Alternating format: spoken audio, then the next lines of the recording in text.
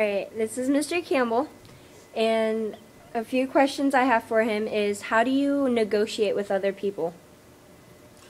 I think it's important to remember that whoever you're talking to is just like you. They have the same perspectives, they have, different ideas, and so when you're dealing with that person that's really aggravating and frustrating to work with, something I like to do is to stop and just kind of take a deep breath.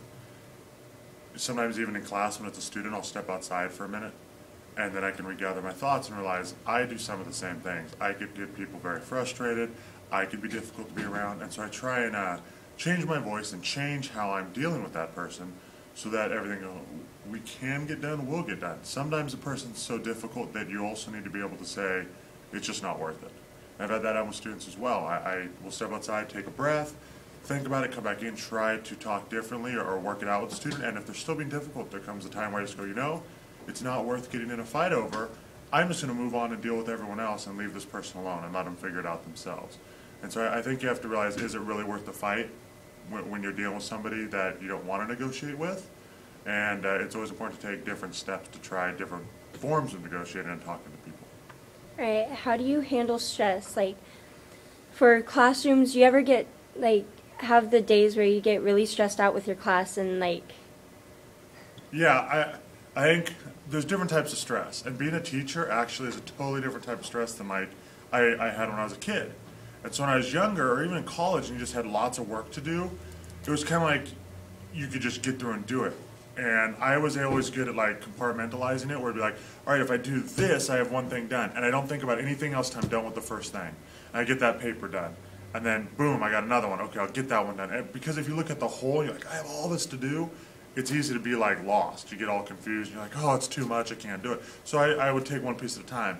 Teaching, it's a little bit different because it's 20 or 30 students that at times can stress me out.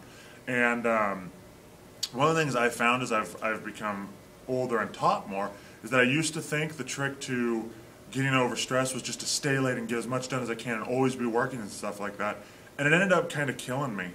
And so what I realized was, in order to get away from stress, I had to enjoy other things. I had to have joy in my life. Like, I would go out, and on weekends I wouldn't take my homework home.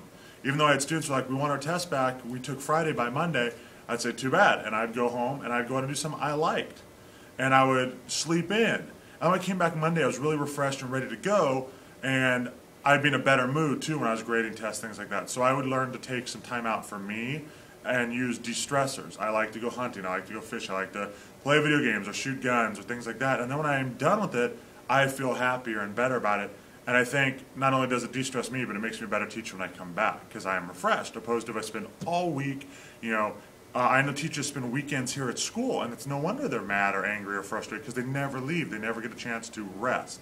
And I think for me, that's one of the best things I've learned how to do with dealing with stress is learning to rest and realize not everything we do is the most important thing ever, that it's okay if you don't get something done. I'm not saying don't do your homework, but it's okay to take time off for you and have a break and rest.